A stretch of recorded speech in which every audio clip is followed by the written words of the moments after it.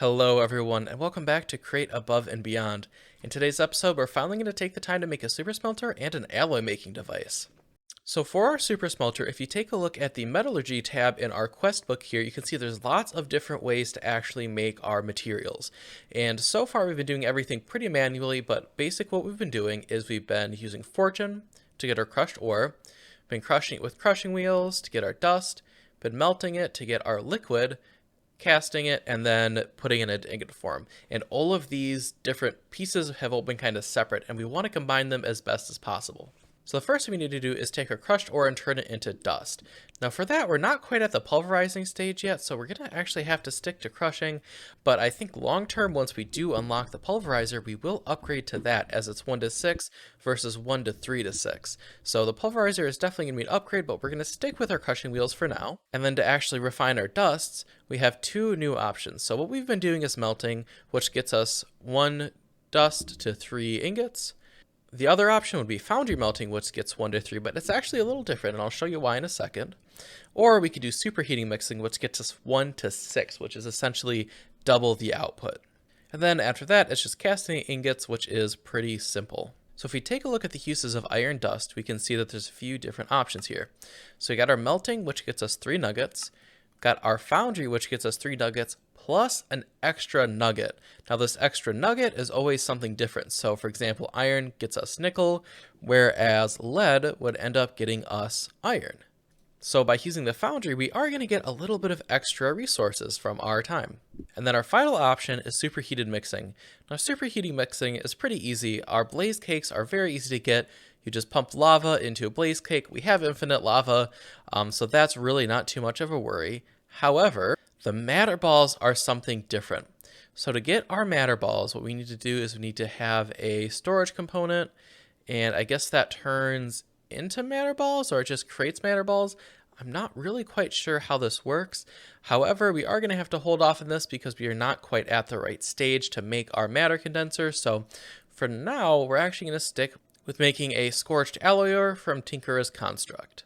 And then the other thing we want to focus on today, which is automating our alloys. If I take a look at how to make brass, the only way to make brass is by using a mixer. We can't do it straight up in a Tinkerer's construct foundry. So what we need to do is pump those out into a mixer, and I want to automate that process. Right now I just have it manual, where I basically just turn a valve and then it pumps out. But I really just have a pretty janky setup just to make brass, and there are a few other alloys that are mixed this way, so I want to have a setup to make all those different alloys pretty much automatically just by flicking lever to turn on brass production or whatever other alloy production we want. So first things first, we actually need to find a good place to put these machines, and I definitely want it pretty much right off of our workshop, because as we're working in our workshop, we're definitely just going to want to be able to run over to our alloy machine and make those alloys or smelt those ores. And I'm thinking maybe right through here would be the perfect way to get to our next machine. So right above this is actually our infernal mechanism factory. So I think what we'll actually do is, instead of going up and having something in the mountain, I think this will be the first part of our base that'll be completely enclosed in the mountain. So I will dig out a big space, get some materials ready, and then we can go ahead and start working on putting together our mechanisms.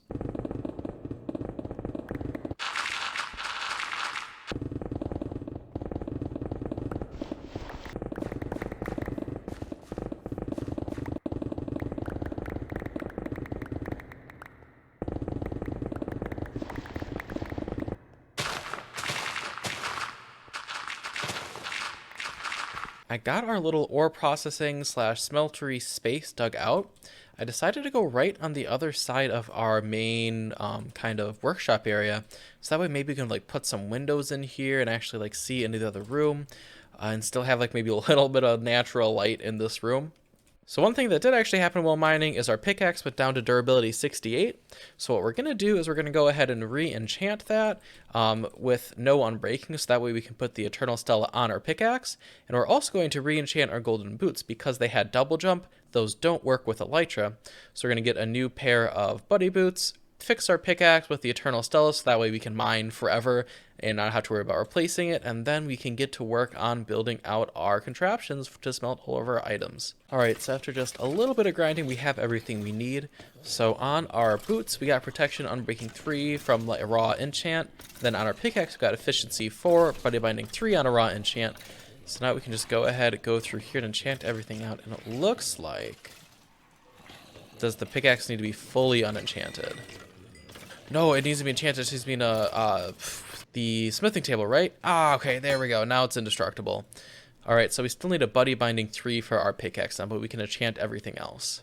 Alright, and with that, we've got our new pickaxe. You can see it's automatically healing itself. We got indestructible, fortune 3, efficiency 5, buddy binding 3. And on our boots, we got protection 4, unbreaking 3, buddy binding 3, feather falling 4, and depth strider 3. So we can go ahead and put that there. Put on our boots, and now we should be good to go. So I got a whole bunch of materials ready to actually build our auto ore smelting machine. So we're going to do a foundry to actually smelt all of the ores, but you are going to have to go back to a regular old smeltery for the other part, because in the smeltery we also want to be doing some alloying.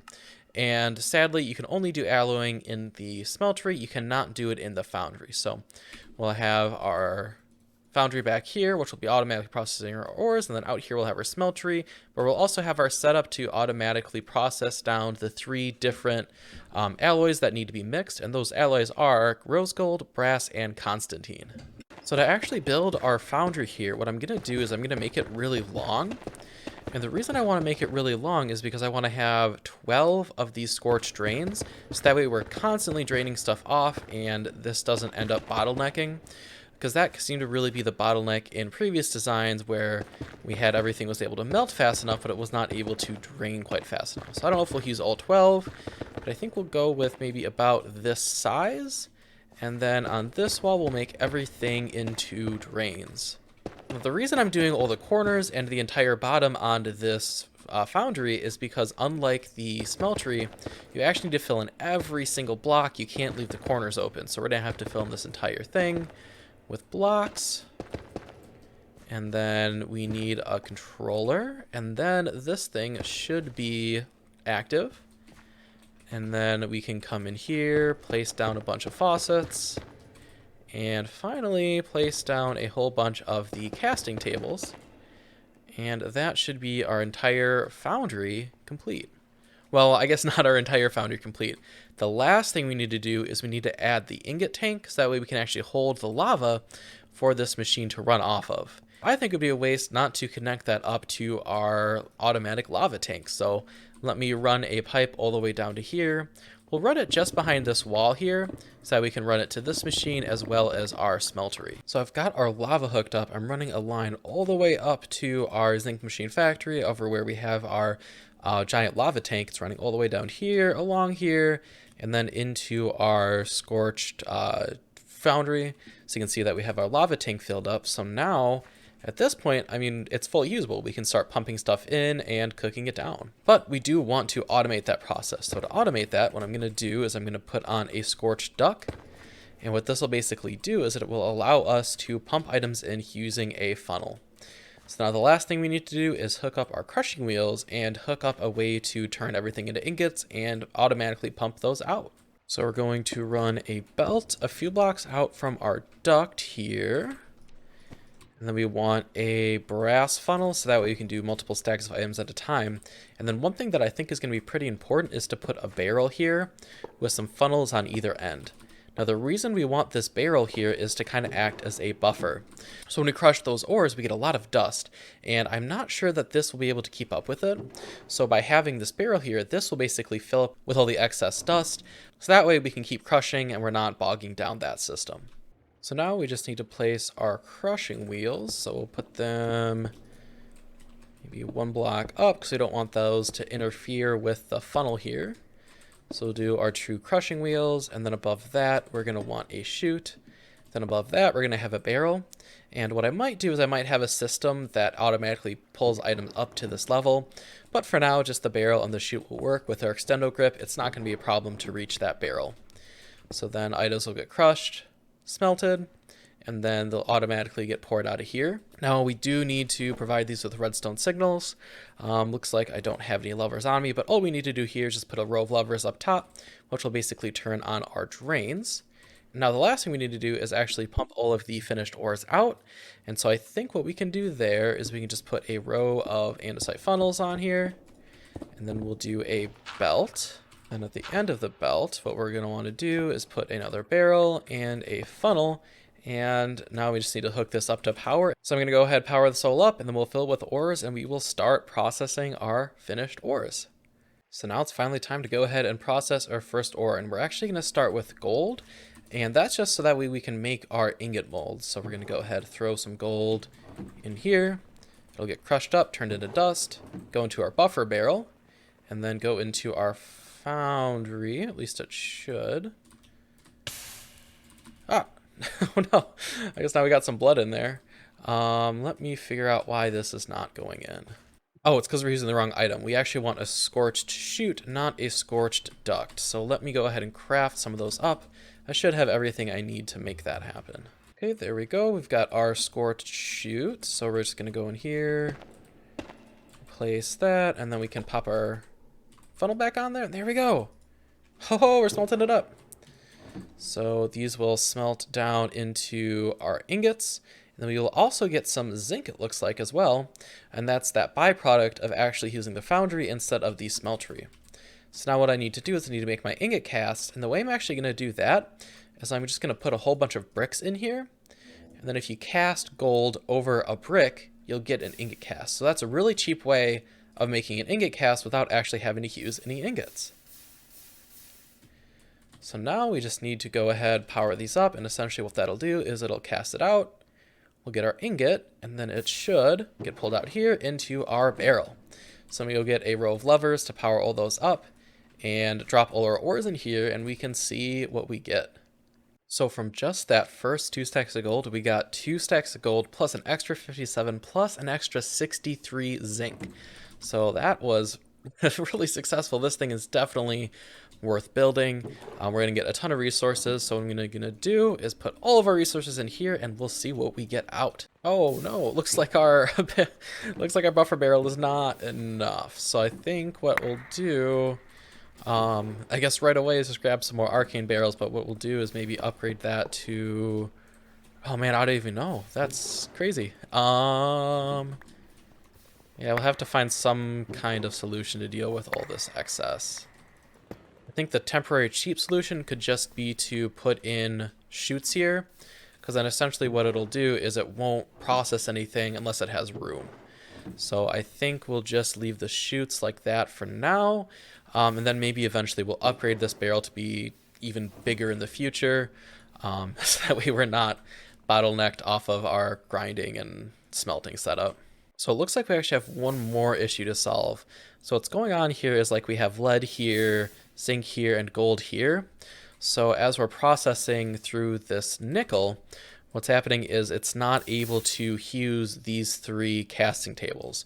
So what I might do is just see if there's a way that we can extend how many casting tables we have going on here, so that way we can actually speed up this whole process. So I actually found a pretty elegant little design here. So what I did is I just did a second layer of casting tables up top, and then we just have our funnels here, which basically just make them drop down. So I actually get this like really cool little waterfall of items as these all get casted out. And that's just make it all run a bit faster, so now we can do more of the same item at a time, and hopefully we won't be bottlenecked too much by the amount of different materials we are casting out. And so with our ore smelting machine done, I think it's time to move on to our alloy machine. So I've already kind of started placing the seared bricks because I've got all the stuff we need to actually build our smelter. So I'm just going to go ahead and build up a smelter. Now this is a little bigger than the one at our old base. We're actually going to do a 4x4 design. And the reason we're doing 4x4 is there are 4 different materials we have to pull out of here to do our 3 different alloys. So for brass, we're going to be pulling out zinc and copper. For Constantine, we're going to be pulling out copper and nickel. For rose gold, we're going to be pulling out copper and gold. So we just need gold, nickel, and zinc and copper to be pulled out. So that gives us 4 spots where we'll need to pull out liquid ores. So we're going to place our forward sear drains, which we basically can use to pull out of. And we'll just simply pull these out here. And I guess what I'll have to do is I'll have to actually wrench these to make them clear, so that way they don't combine. And then basically just have to route these together so that they go into the correct basins. So the simplest way to do this is just pull this one all the way at the back. This will be our copper. And then basically what we can do is we can pull these up just kind of straight like so. And then once that's done, we pull these over like so. We'll pop that off, put that there, wrench it, go like that. And so now each of these is going to get copper. And then we can set this one to be zinc, gold, and nickel. So we actually have to pull these out a little further because we still have to hook up pumps and valves to each one of these. So let me go ahead and do that.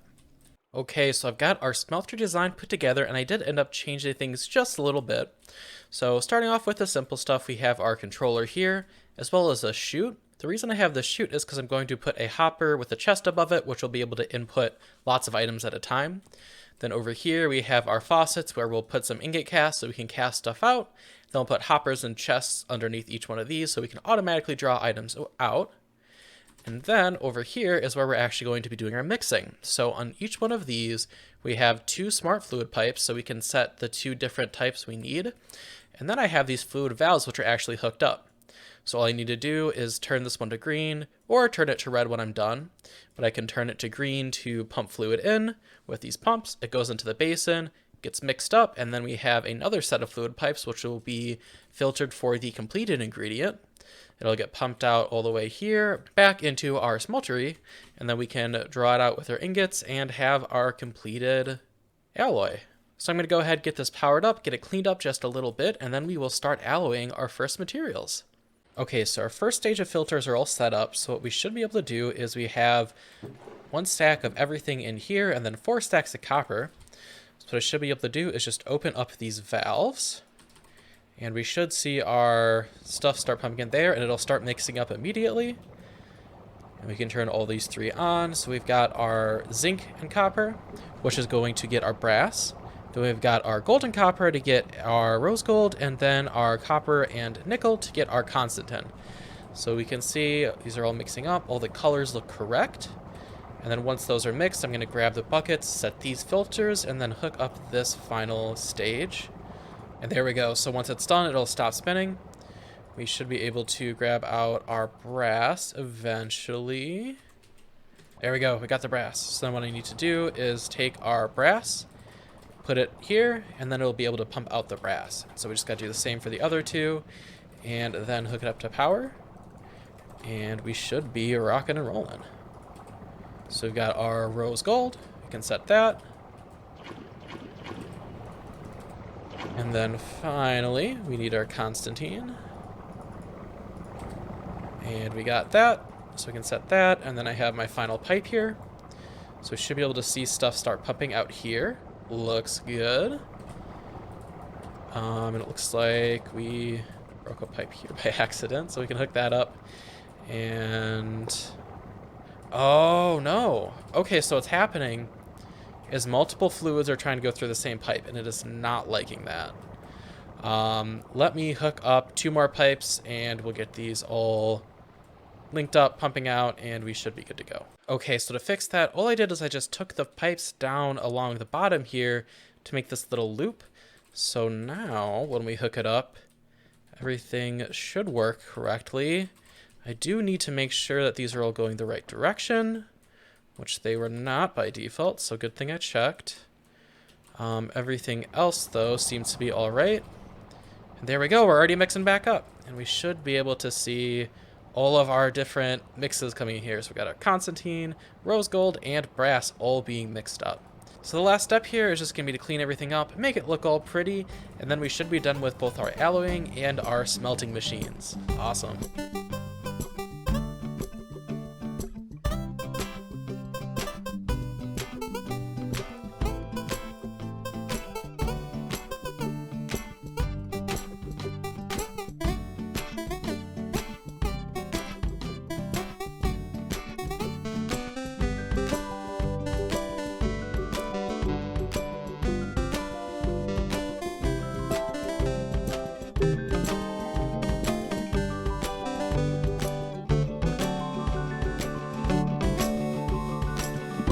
So with our super smelting room complete, our base is really starting to come together. I really like how this thing turned out. I think it looks really nice. I tried to carry a lot of the design ideas from kind of our main part of the base. We have like these blue columns going throughout it. We've got like the laboratory blocks for the walls. But what I decided to do is bring a lot of these seared bricks in and kind of make it look a little like dirtier and like an actual like smelting room. And I have like our pipes exposed here behind these steel trap doors. We've got our space down here for our pipe routing. And yeah, I think it turned out absolutely fantastic. And I think this will be a really nice little place to kind of work in and smelt up all of our ores. And also this is kind of our first complete room. Our main workshop still has the open roof because we're going to do more stuff up there.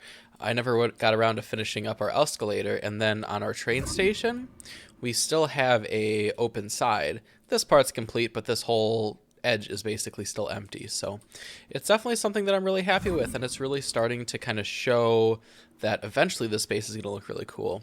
I even put a little bit of glass here in the hallway to show into this alloying tank, so that way as we were walking by we can kind of see what we got going on in here. And I think this whole thing is going to work out pretty good. So while we were working on our build here, we did actually have our foundry complete smelting up all of our ores. So I did take out 6 stacks to make our stack of Constantine, rose gold, and brass. But then other than that, we have an entire arcane barrel full of iron. We have about half an arcane barrel full of nickel. Then we have lots of zinc, lead, gold, copper, bit of iron, and a bit of nickel. So this is a really good haul. I would say the one thing that we still need more of is copper. And I think that's just because we were digging in the ocean. So maybe once we get our machine past the ocean and start digging in more land, we'll get more copper. This also might be something I just go out and grind for eventually, because we can find copper pretty easily just kind of on the side of mountains and stuff. So overall, I mean, this is going to carry us at least for a few more episodes and really get us set up a lot better for the pack. So with all of this smelted up now, I'm actually going to grab every single piece of gold we have, and I'm going to go trade with zombie piglins, and hopefully we can finish our nether buddy card set today. Okay, our nether portal is like right over there, and we found ourselves an Enderling. I've got my little piggyback, so let's grab this guy and see if we can't take him home. Let's try that again. Oh no, he's not letting me grab him. Oh, it's because I'm trading with him. Maybe if I get like, how do I grab him without opening the trade menu? Man, what do I do? Oh no! Why is he dying? Why am I dying? Oh god.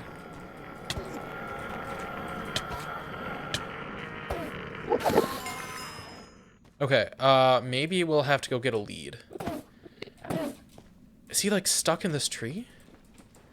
What's going on here? Here, let's try oh, okay. Oh, he was on my back. It was like a visual glitch. You know what? I think that's it. I think he's on my back. It just looks like he's not. So let's walk over here to our portal. Avoiding the lava. We'll see if we walk through here if he's gonna... Maybe we take our piggyback off here. I swear I heard him. Did he go through? Where's the guy? Okay, he's not over here anymore, so he must have gone through the portal is my guess. So let's head on through and see if we can't name tag this guy and find a nice little home for him. He is here, okay. Nope, can't put him there. Don't go back in the portal, you dingus. Okay. Oh my god, he went back through. Okay, that's fine. Let's go get our name tag ready so we can tag him right away. And then we will get him into a nice spot. Luckily, we got plenty of name tags, so we can go ahead and name him Friend. Where'd he go? I thought he went through the portal. Maybe he did not? I don't see him around. Let's go back through and hopefully he's back at the base somewhere, hiding out. Oh, did we lose him? Is he gone? I don't hear him. He's got to be through the portal somewhere. No way he despawned that fast. I am afraid that he's gone. Man, that sucks. I don't know why going back through the portal just made him disappear.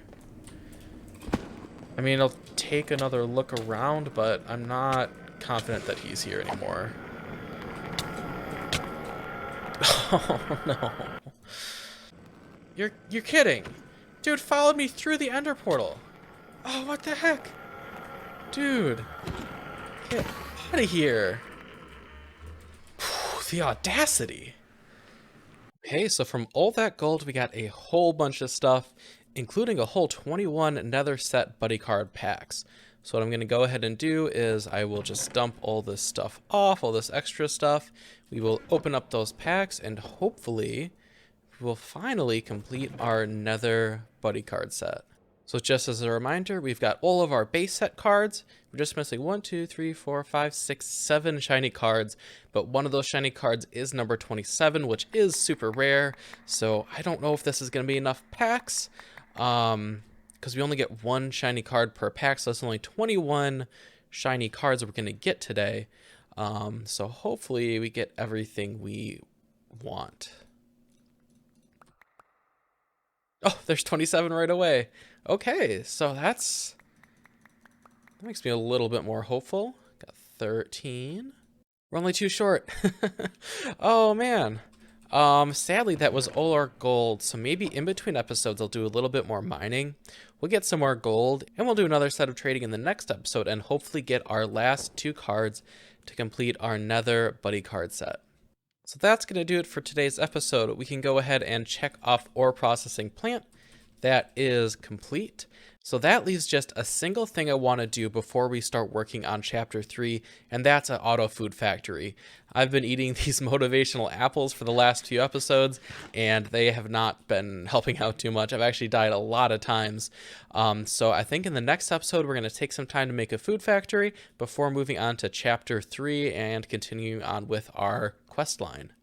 So I hope you guys enjoyed today's episode. Let me know what you think of our super smelting room, and I'll see you next time. Bye-bye.